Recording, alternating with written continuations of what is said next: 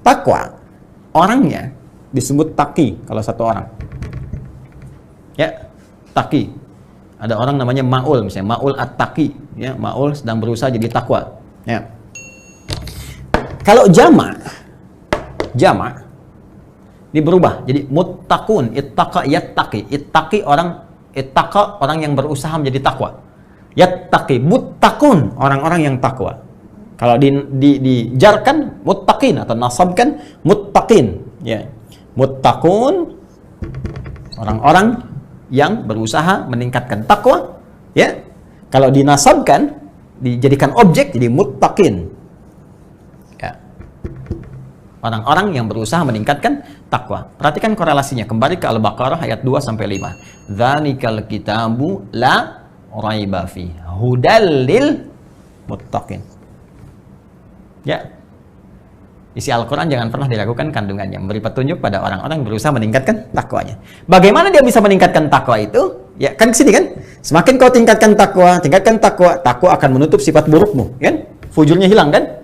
Yang muncul nilai-nilai kebaikannya, maka cenderung bahagia, cenderung sukses. Bagaimana meningkatkan takwa itu? Kembali lagi ke Al-Baqarah ayat 3 dan 4. Alladzina yu'minuna bil ghaib wa yuqimunas shalah, shalah meningkatkan takwa. Wa mimma razaqnahum yunfiqun, infak meningkatkan takwa. Walladzina yu'minuna bima unzila ilaik, berinteraksi dengan Al-Qur'an meningkatkan takwa. Puasa meningkatkan takwa, haji meningkatkan takwa, zikir meningkatkan takwa. Karena itu ketika orang salat, ya, diminta oleh Allah menunaikan salat, sebetulnya maaf, kewajiban yang melekat pada salat bukan sekedar ingin menuntut kita hanya mengerjakan sebagai ritual, bukan.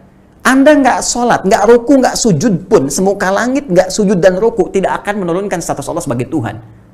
Allah nggak butuh dengan sholat kita, yang butuh kita. Karena manfaat sholat ini sendiri, sholat adalah bagian dari amalan takwa.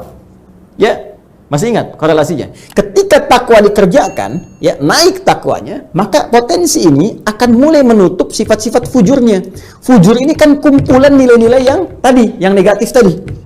Ya, yang cenderung membawa pada nilai-nilai keburukan.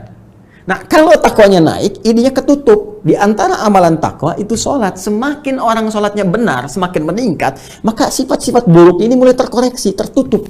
Tutup. Ini sebabnya di Quran surah ke-29, ayat ke-45, ada redaksi, innas sholata tanha anil fahsya wal munkar. Sungguh, sholat kalau benar dikerjakan akan berpotensi mencegah perbuatan keji dan mungkar. Makanya saya sering katakan, orang kalau sholat benar, ya, benar aja sholatnya, maka sudah, pasti jadi orang baik. Itulah sebabnya dalam Islam, dari sejak anak dini itu yang dituntut sholatnya. Kalau sholatnya sudah benar, dewasanya pasti jadi orang baik. Demi Allah saya katakan, orang benar sholat aja, nggak mungkin korupsi. Sekali lagi, jari tahiyat nggak akan pernah dipakai maksiat. Ya, nggak ada pelaku kriminal kalau sholatnya benar. Karena akan tercegah, di hatinya itu ada dorongan kuat untuk mencegah. Jangan lakukan, itu nggak benar. Ya, semakin berkurang, makanya pelaku maksiat tuh, demi Allah saya katakan, mustahil sholatnya benar. Kalaupun ada orang sholat bermaksiat, mustahil benar tuh, pasti bermasalah.